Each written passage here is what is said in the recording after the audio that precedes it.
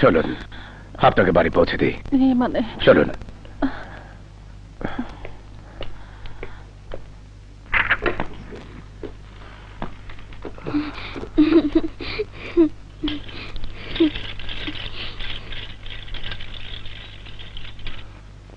বুবু, ইনি বুঝি ডাক্তার?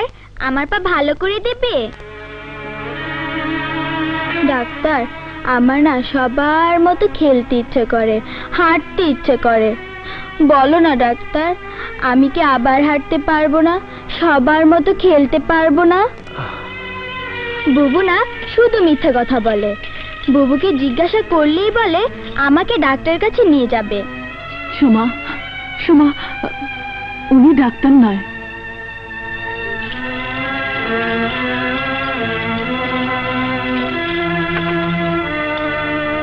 সোমা আমার একমাত্র ছোট বোন। লেখাপড়ার পাশাপাশি খেলাধুলায় খুব পারদর্শী ছিল। প্রতি বছর স্কুল স্পোর্টসে প্রথম হয়ে সোমা এসব প্রাইজ পেয়েছে। একবার এক স্পোর্টসে দৌড় দিতে গিয়ে সোমা পায়ে আঘাত পায়। ধীরে ধীরে দুটো পাই অকেজো হয়ে যায়। ডাক্তার জানায় সোমার পা ভালো করতে হলে অনেক টাকা লাগবে। টাকা জোগাড় হয়েছে?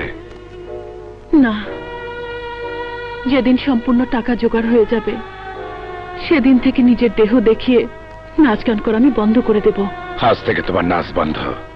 নাচ গান বন্ধ করলে আমার সোমার কি হবে? তোমার সাথে প্রথম দেখাতে আমি তোমার কাছে ঋণী হয়ে আছি। সেদিন যদি তুমি আমার দিক থেকে মুখ ফিরিয়ে নিতে, তাহলে পুলিশের হাত থেকে আমি কিছুতেই বাঁচতে পারতাম না।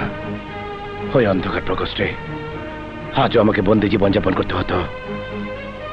তোমার সেদিনের সে উপকারে আজ আমি শহরের নাম করা গুন্ডা, মাস্তান এবং কোটি কোটি টাকার মালিক।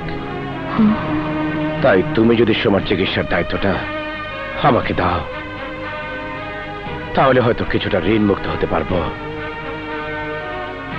সোমার চিকিৎসার জন্য যত টাকা লাগে আমি দেব। এদেশে চিকিৎসা না হলে ওকে আমি বিদেশে নিয়ে চিকিৎসা করাবো। সেই যন্ত্রণার আগুন বুকে নিয়ে আমি দিন রাত চলে পড়ে পড়ছি সোমার চিকিৎসাটা করি।